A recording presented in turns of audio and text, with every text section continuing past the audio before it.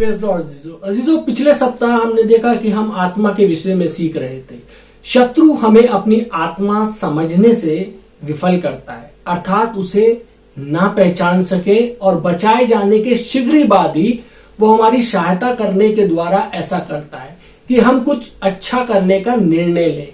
कोई भी इस चतुराई पूर्ण सुझाव से अछूता नहीं है।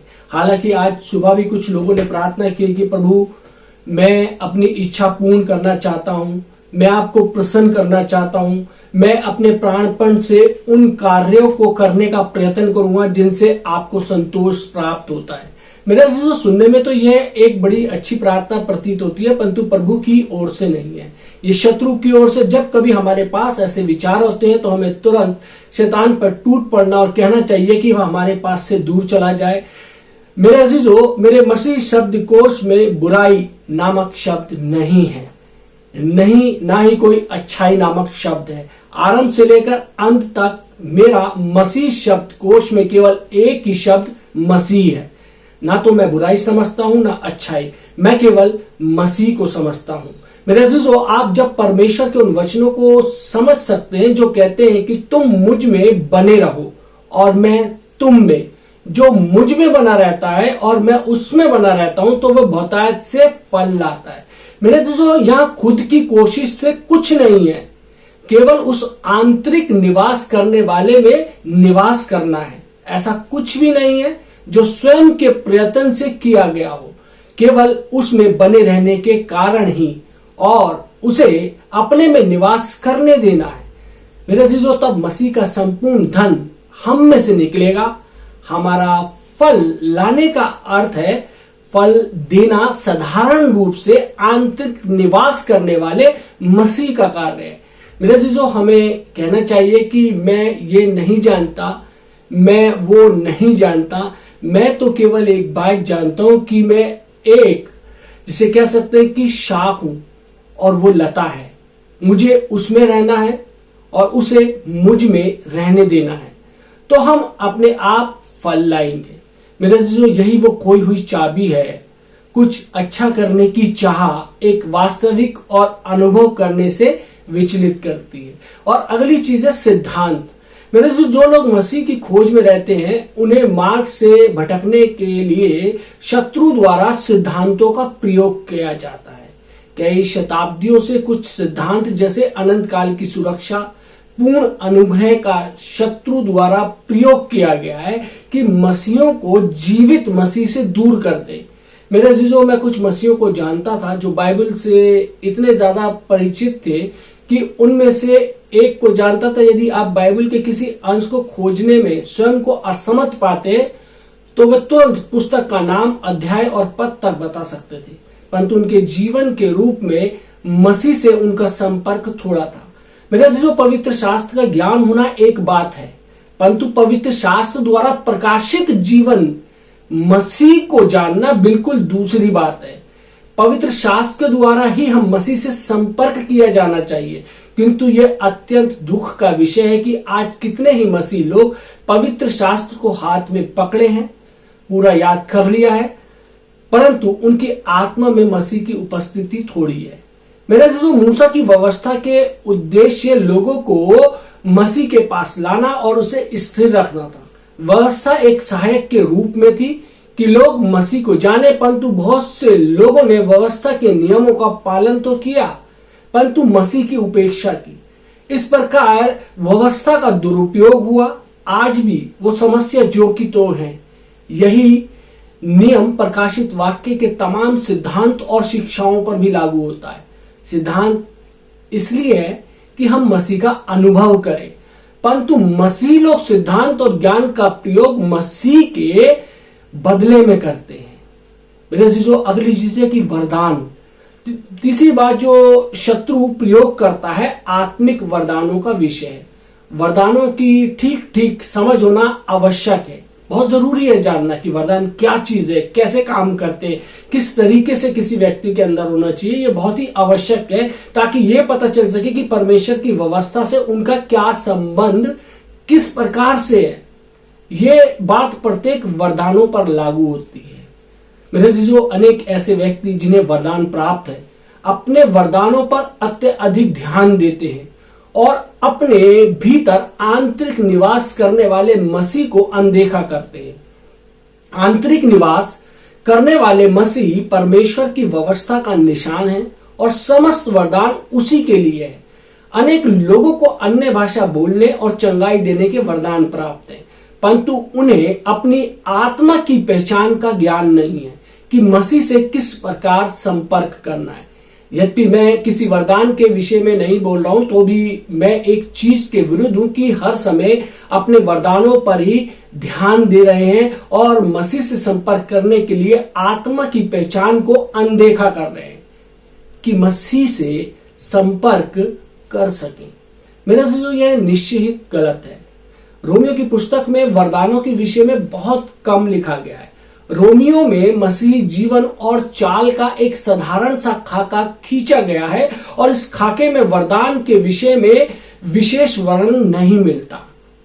मेरे अजीजों, 16 अध्याय में से केवल 12वां अध्याय ही उनके विषय में कुछ बोलता है और यदि 12वां अध्याय पूरा पढ़ा जाए तो हम देखेंगे कि न केवल भविष्यवाणी के वरदानों के विषय में वर्णन है, बल्कि अनुग्रह और अन्य संसारिक वस्तुओं देने के विषय में भी सूची दी गई है। रोमियो 12:5 से 8 आयत तक हम पढ़ सकते हैं। यहाँ जिन वरदानों के विषय में कहा गया है वह उस जीवते मसीह के परिणाम स्वरूप है, विश्वासियों ने जिसका अनुभव अनुग्रह के रूप में किया है। हर एक मसीह को भविष्यवाणी का वरदान प्राप्त नहीं है। ये तो कई वरदानों में से कई मात्र एक ही वरदान है। यद्यपि हम किसी भी वरदान का विरोध करने का प्रयत्न नहीं कर रहे हैं, फिर भी हमें प्रत्येक वरदान को उचित अनुपात देना चाहिए, नहीं तो हम असंतुलित हो जाएंगे। मेरे अजीजों, वरदानों के विषय में पहला कुरिन्थियों और 12वें और 14वें पद के अध्याय में भी वर्णन हमारे को मिलता है। पहला कुरिन्थियों के विश्वासियों के पास कई तरीके के वरदान थे और उनमें भी कोई भी किसी से पीछे नहीं था। पहला कुरिन्थियों 1:7 आयत में हम देख सकते हैं, फिर भी यद्यपि कुरिन्थियों लोगों के पास सारे वरदान थे, उनकी आत्मिक स्थिति संसारिक अभिलाषाओं से परिपूर्ण और अपरिपक्व थी। इतना सब कुछ होने के बाद भी मेरे जो पहला कुरिन्थियों 3 बाद में हम देख सकते हैं, मेरे जीजो, हमारे पास भी वरदान हो सकते हैं, फिर भी हमारी हरकतें बचकानी और संसारिक हो सकती हैं। इसमें कोई संदेह नहीं कि इन वरदानों में हम सहायता प्राप्त कर सकते हैं, कोई डाउट नहीं है इस चीज में, परंतु हमें और अधिक सीखने की आवश्यकता है। चिन्हों का ज्ञान और बुद्धिमता भी वरदान है। पहला कुरिन्थियों 1 बाब और उसकी 22वीं आयत को हम देख सकते हैं। परंतु प्रेरित ने क्रूसित मसीह और मसीह का परमेश्वर की सामर्थ और परमेश्वर की बुद्धिमता के रूप में प्रचार किया है। प्रेरितों का एकमात्र आशय मसीह सामर्थ और बुद्धि के रूप में प्रचार करना, वरदान और चिन्हों का प्रगटीकरण, उन्हें चिन्हों और वरदानों की विवेचना नहीं की। मेरे अजीजों, वरदान हमारी सहायता स्वरूप है, परंतु वे हमारे अंतिम लक्ष्य और अंतिम निशान नहीं है।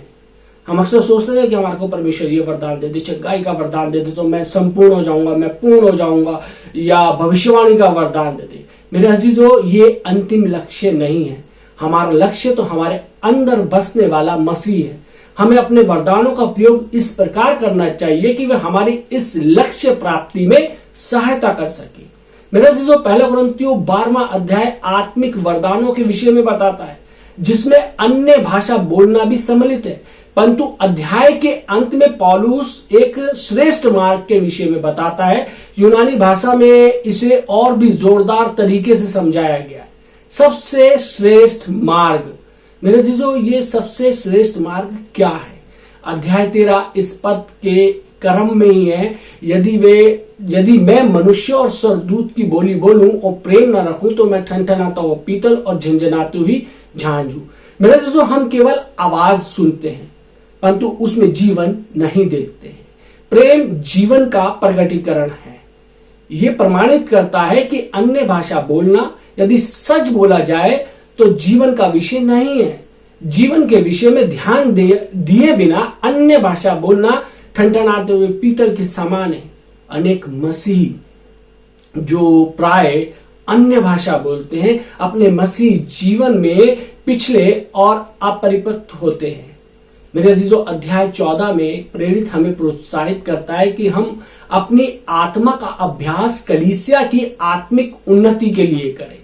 पूरे अध्याय का यही निष्कर्ष है, यदि पौलुस अन्य भाषा बोलने में अन्य लोगों की उपेक्षा कहीं अधिक योग्य था, फिर भी सभा में 10,000 शब्द अन्य भाषा में बोलने की अपेक्षा जो किसी की समझ में ना आए, वो 5 ऐसे बुद्धिमत्तापूर्ण शब्द जो सबों की समझ में आए बोलना पसंद करता था। पद 18 और 19 इन अध्याय में प्रेरित द्वारा अन्य भाषा बोलने के प्रति थोड़ा नकारात्मक रवैया अपनाया गया है। वरदानों को व्यवहारिक रूप में प्रयोग करने को प्रोत्साहन देने की बजाय वो कुरिन्थियों को कुछ सही निर्देशों के द्वारा समायोजित करता है। अतः हमें इस परिणाम पर पहुंचना अवश्य है कि सारे वरदानों का अभिप्राय मसीह को अनुभव करना है और उनका प्रयोग सही अनुपात में होना चाहिए। मेरे अजीजों, परमेश्वर की व्यवस्था की कुंजी मसीह है जो हमारी आत्मा में प्रभाव डाले हुए है। यही बात सही अवश्य है कि हमें अपने लक्ष्य को प्राप्त करने के लिए कुछ शिक्षाओं और कुछ विशेष वरदानों की आवश्यकता होती है, परंतु ऐसा नहीं होना चाहिए कि इन सिद्धांत और वरदानों का प्रयोग करते करते हम मूल उद्देश्य अर्थात लक्ष्य से ही भटक जाए। ये लक्ष्य कोई शिक्षा या वरदान नहीं, बल्कि स्वयं मसीह है जो एक जीवित आत्मा है जिसका निवास हमारी आत्मा में है। कुछ लोगों के जीवन में एक वरदान की आवश्यकता पड़ती है ताकि वे अपने लक्ष्य को प्राप्त कर सके। इस लक्ष्य का एहसास करने के लिए, उनकी सहायता करने के लिए कुछ वरदानों की जरूरत हो सकती है। सबको एक जैसे वरदान की जरूरत नहीं पड़ती है। जबकि कुछ को भविष्यवाणी करने के वरदान की जरूरत होती है, तो कुछ लोग अन्य भाषा बोलने का वरदान की जरूरत पड़ती है। कुछ लोगों को चंगाई देने के वरदानों की आवश्यकता हो सकती है, तो कुछ को सिद्धांतों की। अनेक लोग विभिन्न शिक्षाओं के माध्यम से मसीह की निकटता में आते हैं, परंतु हमें इस बात को स्पष्ट रूप से समझ लेना चाहिए कि मसीह का हमारी आत्मा में बसना ही परमेश्वर की व्यवस्था की कुंजी है, यानी कि वो चाबी है। मेरे अजीजों, हमें अपना पूरा ध्यान इस कुंजी यानी कि इस चाबी की ओर लगाना चाहिए। दरअसल किसी विशेष प्रकार की शिक्षा या वरदान की और विशेष ध्यान देने की कोई जरूरत नहीं है यदि आंतरिक निवास करने वाला मसीह हमारी आत्मा में एहसास किया जाता है। हमें फिर किसी चीज की जरूरत ही नहीं पड़ेगी, क्योंकि जब मसीह हमारे भीतर है, हमारे साथ है, तो हमें फिर किसी चीज की जरूरत ही नहीं है। मेरे अजीजों, अब्राहम के बुजुर्ग सेवक को अनेक उपहारों के साथ भेजा गया था कि वो इजाक के लिए एक पत्नी ढूंढ लाए। इन तमाम उपहारों ने रबेका के मन में डाला कि वो इजाक से जाकर मिले।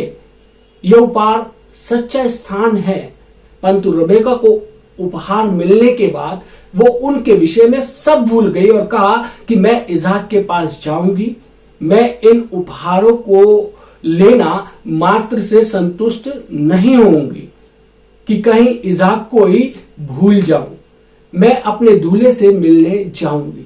मेरे जो रुबेका की शादी इजाक से हो जाने के बाद इन उपहारों के संबंध में कोई वर्णन नहीं मिलता। दिन प्रतिदिन इजाक के साथ रहकर रेबेका आनंद करती थी। मेरे अजीजों, मसीह अन्य भाषा के बोलने से, भविष्यवाणी करने और संसार की किसी भी अन्य वस्तुओं से कहीं बेहतर है। अपने हाथ में इस कुंजी को लेकर मैं सब द्वारों को खोलकर पूरे घर का आनंद उठा सकता हूं। मैं कुछ भी कर सकता हूं। यदि मेरे पास चाबी नहीं है तो मुझे किसी ताला तोड़ने वाले के पास जाना होगा, परंतु यदि मेरे पास चाबी है तो मुझे ताला तोड़ने वाले की कोई आवश्यकता नहीं है। तो जैसे चाबी के रहते मुझे ताला तोड़ने वाले की आवश्यकता नहीं है, उसी प्रकार वरदान और शिक्षा की जरूरत नहीं पड़ती जब हम अपनी आत्मा के आंतरिक निवास करने वाले मसीह का एहसास करते हैं। तो हमें किसी अन्य प्रकार की शिक्षा और वरदानों की भी आवश्यकता नहीं है। मेरे जो शायद कुछ लोगों को चाबी प्राप्त करने के लिए कुछ शिक्षाओं और वरदानों की आवश्यकता पड़े, किंतु प्रभु की महिमा हो, जब तक चाबियां हमारे हाथ में है तो हमें शिक्षाओं और वरदानों को भूल जाएं। आइए हम अपना पूरा ध्यान अपनी आत्मा को समझने, जीवित मसीह से संपर्क साधने और उसके साथ संगति करने में लगाएं। हम चाबी प्राप्त कर सके। इसको सुलभ बनाने के लिए परमेश्वर के विभिन्न शिक्षाओं और वरदानों को हमें दिया गया है। हम परमेश्वर की दया के लिए उसका धन्यवाद कर सकते हैं, किंतु हमें सावधान रहने की आवश्यकता है। हमें ताला तोड़ने वाले की ओर अधिक ध्यान देने की आवश्यकता नहीं है कि हमें प्रतिदिन उसके पास जाना पड़े। जब तक कुंजी हमारे पास है, ताला तोड़ने वाले को धन्यवाद कहें और उसे भूल जाए। भवन में प्रवेश के लिए कुंजी का प्रयोग करें और वहां उपलब्ध सुविधाओं का आनंद उठाएं। दिन प्रतिदिन इस अद्भुत त्रिएक परमेश्वर को, मसीह को, संपूर्ण पवित्र आत्मा को जो अब हमारी आत्मा में है, जानना सीखे। हमारे पास कुंजी चाबी होती है जब हम अपनी आत्मा को समझते हैं। अब जबकि हमारे पास कुंजी चाबी है तो हमें मसीह से किसी भी वस्तु की आवश्यकता पड़ने पर केवल अपनी आत्मा के द्वारा उससे संपर्क करने की आवश्यकता है। परमेश्वर की व्यवस्था का यही निशान है। यदि परमेश्वर हमें शिक्षा और वरदान प्रदान करता है, वही स्वयं हमारा संपूर्ण और सब सम्मिलित है। हम उससे कम किसी अन्य वस्तुओं से समझौता नहीं कर सकते। परमेश्वर की व्यवस्था का निशान यही है कि उस संपूर्ण मसीह का हमारी आत्मा में निवास हो। सारे दिन के दौरान हमें अपनी आत्मा के वापस लौटने के लिए खोजना चाहिए, अपनी आत्मा को समझना और मसीह से सब कुछ की तरह संपर्क करना चाहिए। अपनी आत्मा को पहचानना चाहिए और मसीह को ही अपनी आवश्यकता समझना चाहिए। तब हमारे पास सही और सामान्य मसीह जीवन की कुंजी है। मेरे अजीजों, हमें मसीह को जानना है, अपने भीतर महसूस करना। यदि हमारे जीवन में जब मसीह आ जाता है, फिर हमें किसी और चीज की जरूरत नहीं पड़ती है। हमें सिर्फ उस कुंजी की आवश्यकता है, उस चाबी की आवश्यकता है। मेरे अजीजों, परमेश्वर चाहता है कि हम उसे जाने, भीतरी रूप से अपनी आत्मा के अंदर जाने, परमेश्वर को जांचे। परमेश्वर चाहता है कि आज हम उसे प्राप्त करें, उसे खोजें, अपने भीतर खोजें। परमेश्वर आप सबको आशीष दे। आमीन। आइए हम दुआ मांगे। महान सामर्थ्य पिता परमेश्वर, धन्यवाद देते हैं प्रभु जी आज के सुंदर वचन के लिए, जिसमें हमने देखा कि हमें अपने भीतर किस प्रकार से मसीह को खोजना है। क्योंकि हम जानते हैं कि परमेश्वर, जब हम आपको खोजते हैं, जब हम आपको प्राप्त करते हैं, तो फिर हमारे को किसी भी चीज की जरूरत ही नहीं है परमेश्वर, क्योंकि हम जानते हैं कि अब आप हमारे साथ हैं।